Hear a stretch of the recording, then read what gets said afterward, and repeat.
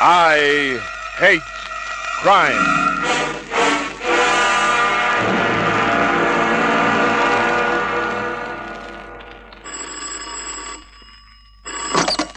Larry Kent, Private Investigation. Hello, Mr. Kent. My name is Ed Strong. Something I can do for you, Mr. Strong? Yes, I'd like to hire your services. Doing what? Well, I don't like to mention it over the phone. Why don't you come over to the office? That's not possible. You see, I'm in a wheelchair. Oh. What's your address, Mr. Strong? 27 Harbor Drive for clues. And that's where I went. 27 Harbor Drive was as big as a block of flats, but the architecture wasn't as bad.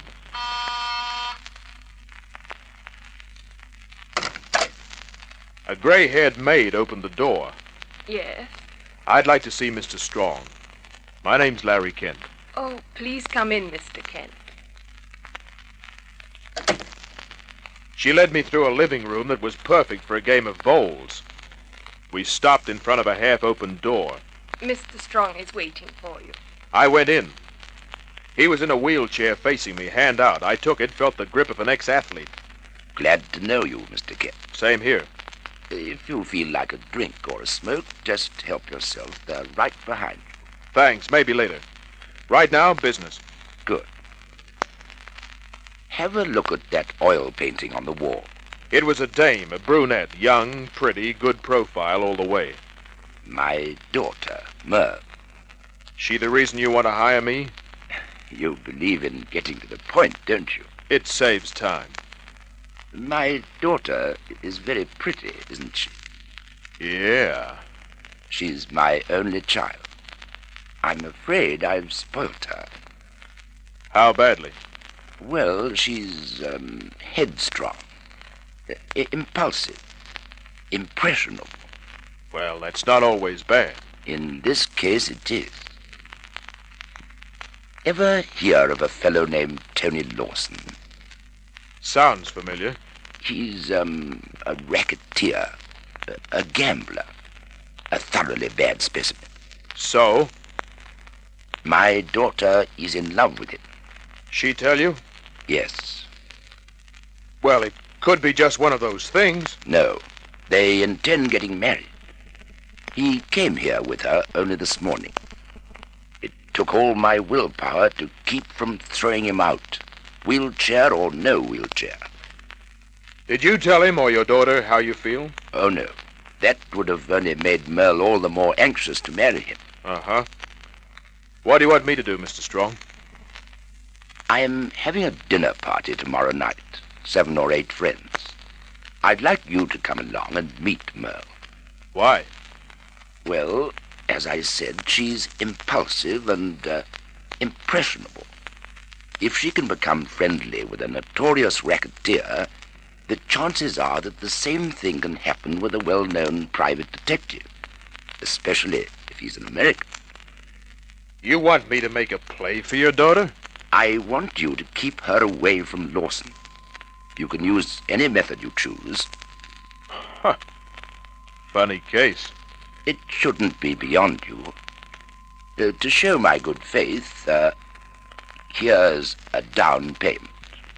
The income tax boys would be very interested in the role of Bill Strong tossed to me. I took one look at that, another look at Merle's portrait, and the job was mine. Dinner was set for 8 the next night. But at 8 the next morning, as I read the newspaper, I could see that it was canceled. It seemed that Strong had taken a few brandies. That would have been okay, if somebody hadn't loaded the bottle with strychnine. I dressed, went to headquarters, hung around all day, finally got the full story as Inspector Daniels and the cops saw it. Strong had been sick for over a year. He knew he'd never get out of his wheelchair. So? Well, according to his doctor, he was suffering great pain. According to his daughter and friends, he was often morose, and once or twice he said he'd rather die than spend the rest of his life in a wheelchair. So you figure it was suicide? Well, it could be. Look, Inspector, if you wanted to take poison, how would you take it?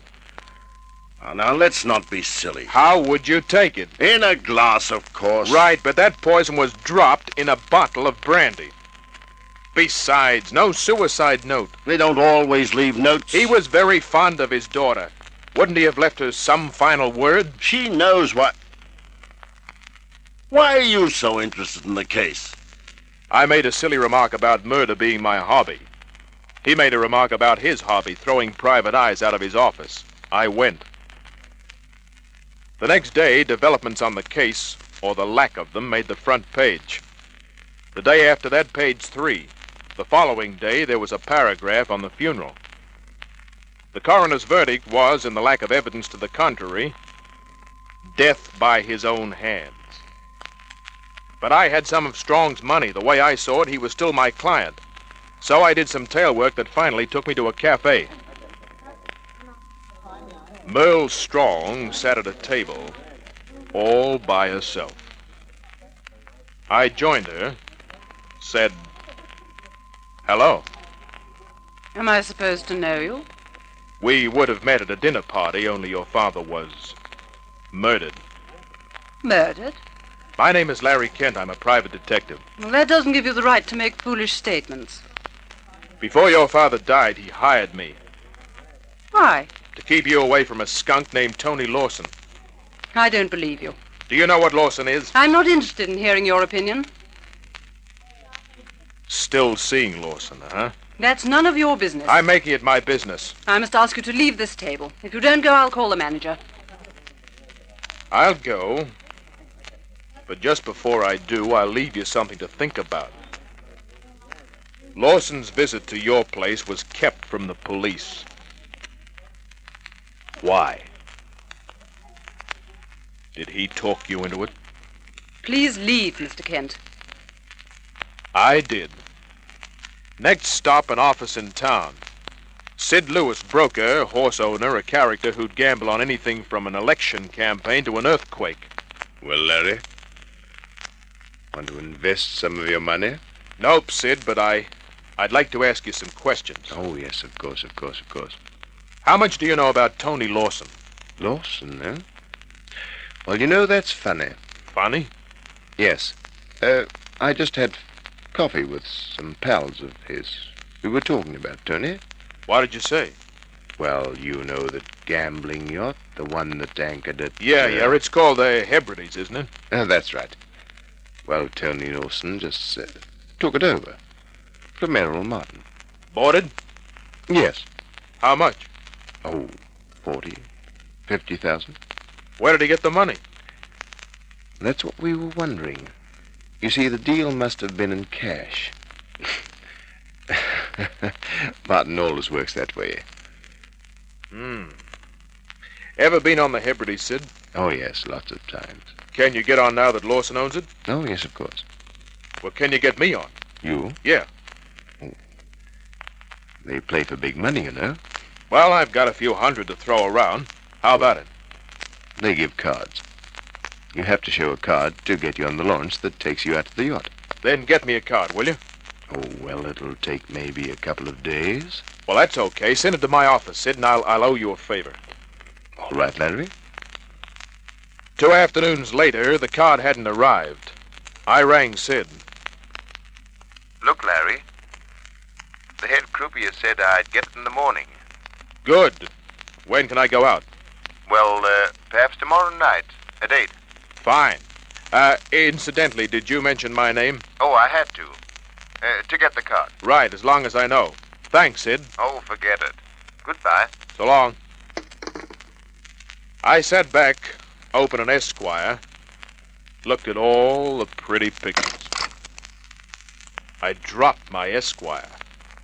If I'd been holding an atom bomb, I'd have dropped that, too. The sign on the door said, "Walk in." Please do.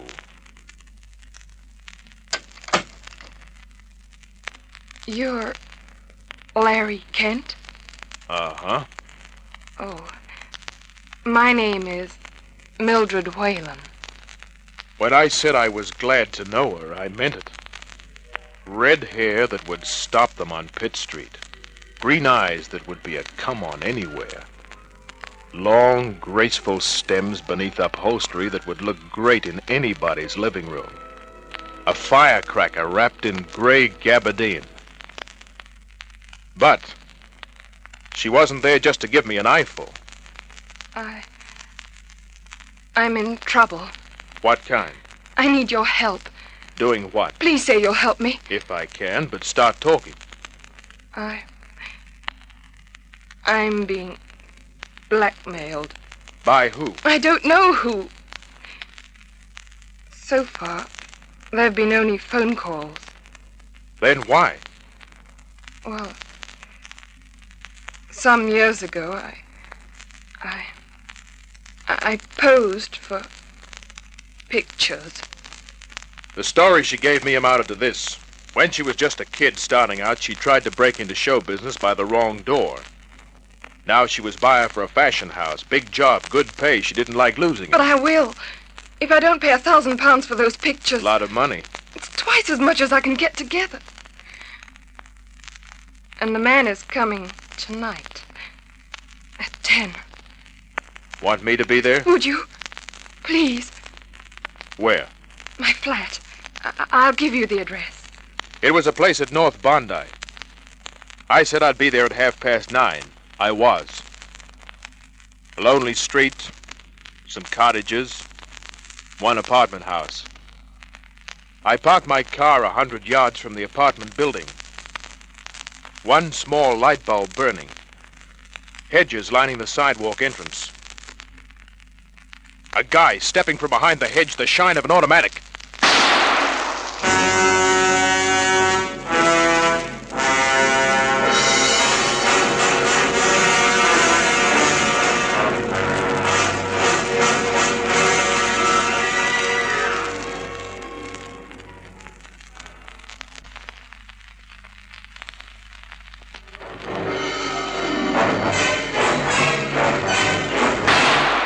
The first shot was his, but I was already hitting the dirt.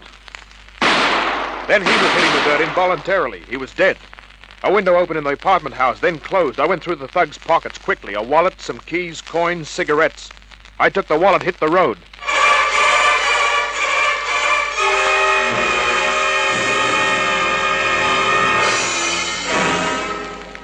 I'd visited the apartment house hours before, by the way.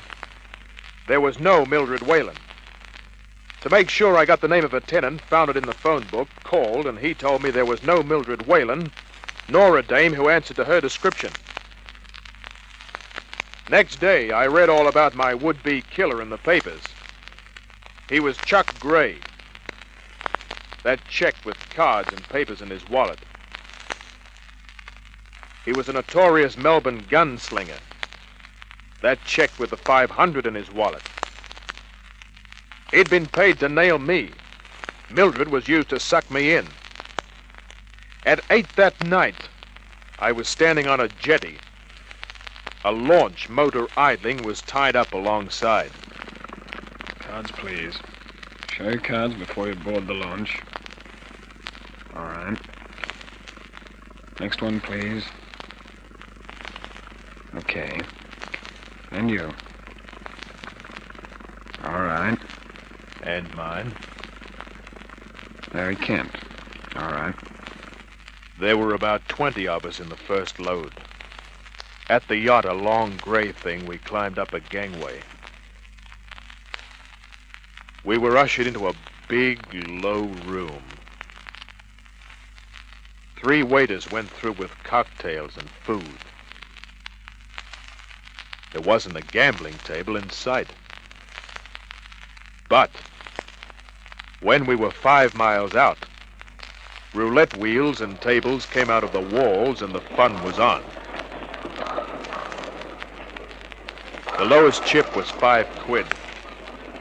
I bought 20, lost 10 in an hour, kept my eyes open for Lawson, my ears open for anything I could pick up. At 10 o'clock, Lawson finally made his appearance. I didn't even have to recognize him. He stopped near a fat, red-faced guy. Good evening, Mr. Bannerman. Hello, Mr. Lawson. How's your luck tonight? As bad as usual. Oh, cheer up. It might improve. It could stand some improvement. Oh, well, you never know. Evening, Mr. Lawson. Huh? Oh, good evening.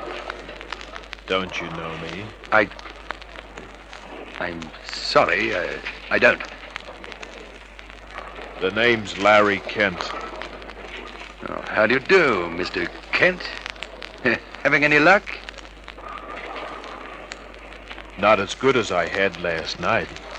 On this boat? At North Bondi.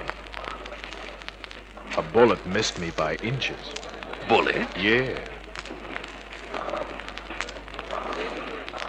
Your boy wasn't as good as his reputation. You wasted 500 quid. Is this a joke of some sort? I'm not laughing. Incidentally, I liked your decoy. Known her long? What are you talking about? She called herself Mildred. What's her real name? You either have the wrong man or... What's your angle? I was hired by Strong to keep you away from his daughter. He gave me some money in advance. I didn't earn it, but I intend to. Pardon me, there are some people I have to see. Like a true gambler, his face showed no emotion. He moved on, saying hello, asking people about their luck. I kept playing, had a good run against the law of averages, and was ahead by 60 quid when I felt the polite finger jabbing my shoulder. Mr. Kent? Yeah? Mr. Lawson would like to see you in his office. What about? It's a private matter, I think. Okay, lead the way. But stay in front of me. Of course. Lawson's private office was tucked away in the back of the yacht. His boy in the tuxedo knocked. Come in. Mr. Kent to see you. Oh, good. Come in, Mr. Kent. I did. But before I did, I let go with a right. Oh! The guy at the door went down. I stood in the doorway. 38 in my left hand. There was another guy inside the room to the left of the doorway. He had a silenced gun. But my gun was pointed right at Lawson's chest. I left the decision up to Lawson. Put the gun away, Lefty. That's a good boy, Lefty. And here's a tip. Next time you wait inside a room to cold cock a guy, don't let your shadow fall across the floor. Remember that, Lefty. You can go now. But go past me very carefully. That's a nice boy.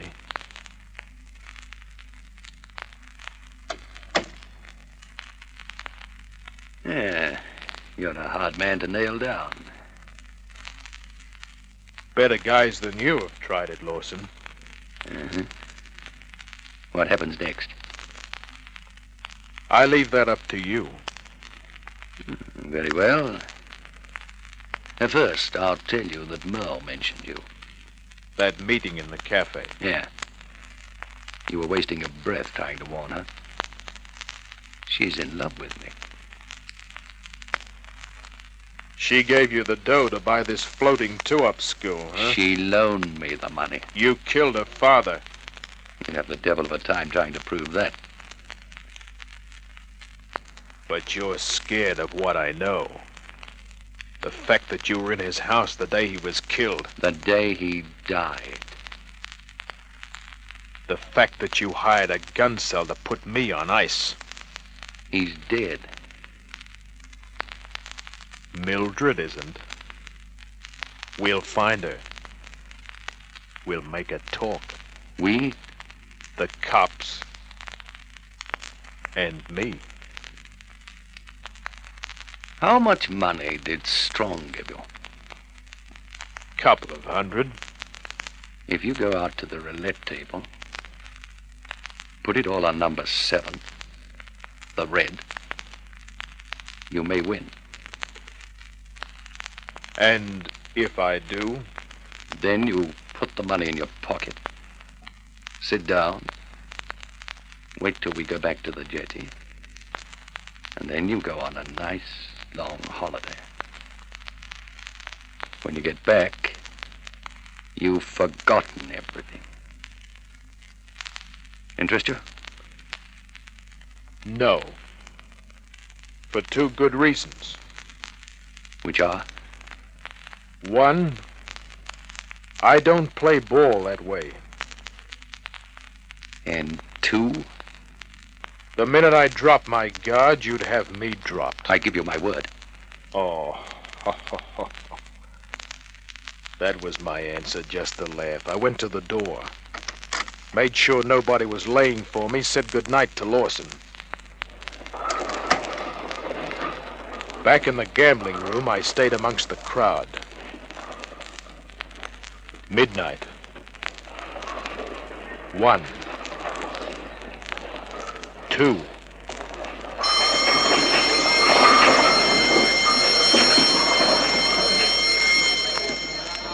The anchor went up, engine started, and back we went to the jetty. I forced myself into the first launch load, kept my hand on my .38. Grabbed a cab. Only I didn't have him drive me home. I shoved 2 fivers into his hand, told him to park around the corner and stay there. A half hour passed. Then I saw Lawson and his number 1 boy get into a car. I went back to the cab, told the driver to follow. The tail job took us to Cronulla, a cottage. I let the cabbie drive around the corner and walked back. A light had gone on in the cottage. But somebody was in my way. No, you don't. But I did. Ah! I went over to the side. A window was open. Voices. Then I saw them. The dame who decoyed me and Lawson. So you missed him again. That's right, Sandra. He was ready for us. That makes it twice you've been unable to get him. 3 times. I tried another way. Money. But he wasn't having any.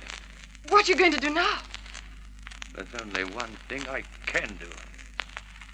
You see, he says he'll find you.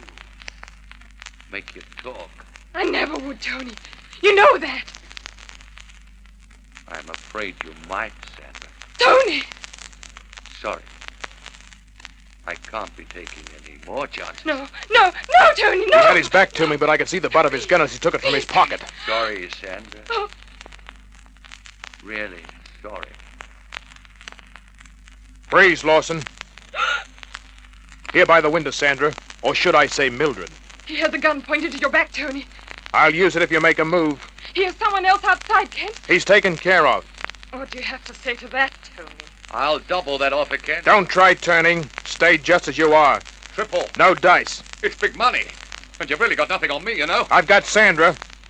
He was going to kill you, Sandra, because you're not useful to him anymore. I did everything for him. Now he's tossing you over for the other dame. He'll never have her. Pick up the phone. Call the cops. You'll be in it too, Sandra. You think I care about that? The phone, Sandra. With pleasure. The number is BO30. Ask them to send somebody out here.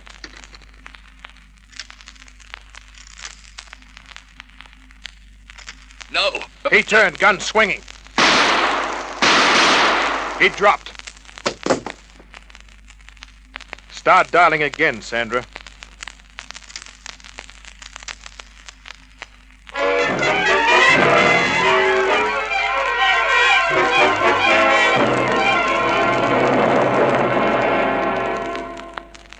Later, Sandra talked. So did the guy outside. Lawson, he went to a hospital. A prison hospital where good surgery saved his life. So he could wear a rope necktie. Merle Strong, she sent me a check and an apology.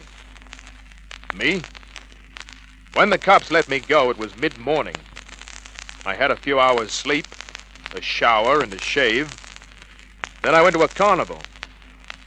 There's a dame there who's called Nada, the Ice Queen. For a shilling, you can go into a tent and watch her at rest inside a cake of ice.